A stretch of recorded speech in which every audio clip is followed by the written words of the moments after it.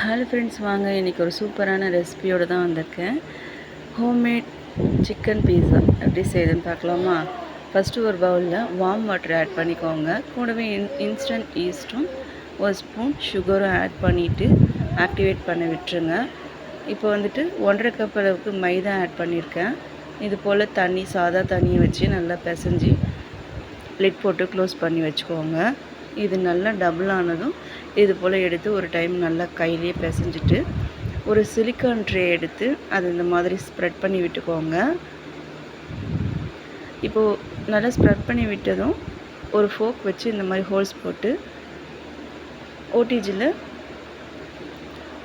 10 minutes போல் நல்லா preheat பண்ணிவிட்டு cook பண்ணி எடுத்துக்கோங்க. இப்போ பீஸா சாஸ் இருக்குது இல்லையா, அது ரெடிமேட் சாஸ் தான் யூஸ் பண்ணியிருக்கேன். இது நல்லா ஸ்ப்ரெட் பண்ணி விட்டுட்டு கை நிறைய சீஸ் வந்துட்டு ஆட் பண்ணியிருக்கேன். இது நிறைய நீங்கள் தாராளமாக சேர்த்து செய்யும்போது ரொம்பவே டேஸ்டியாக இருக்கும். ப்ளஸ் இது கூடவே வந்து பார்த்திங்கன்னா கார்ன் சேர்த்துருக்கேன். ஸ்வீட் கார்ன், நார்மல் கார்ன், நீங்கள் எந்த கார்ன் வேணாலும் யூஸ் பண்ணிக்கலாம். கூடவே கேப்சிகம், ஆனியன் ஆட் பண்ணியிருக்கேன்.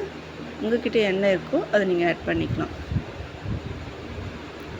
இப்போ டாப்பிங்ஸ்க்காக நான் கூடவே ரிச் ஆக்கணும் அப்படிங்கிறதுக்காக சிக்கன் பீசஸ் வந்து ஆட் பண்ணியிருக்கேன். இது வந்துட்டு பார்த்திங்கன்னா நான் சிக்கனை பொரித்து அது துண்டு துண்டாக பீஸ் போட்டு இந்த மாதிரி ஸ்ப்ரெட் பண்ணியிருக்கேன். கொஞ்சமாக ஆரிகானாவும் சில்லி ஃப்ளேக்ஸும் லாஸ்ட்டாக ஸ்ப்ரெட் பண்ணிவிட்டு ஏர் ஃப்ரையரில் ஒரு 10 மினிட்ஸ் போல் வச்சு எடுத்தீங்க அப்படின்னா சூப்பராக 180 டிகிரியில் 10 மினிட்ஸ் வச்சு எடுத்தோம் அப்படின்னா சூப்பராக அந்த மாதிரி ரெடி ஆகிடும். ஸோ அழகாக நீங்கள் ஸ்லைஸ் போட்டு சர்வ் பண்ணலாம்.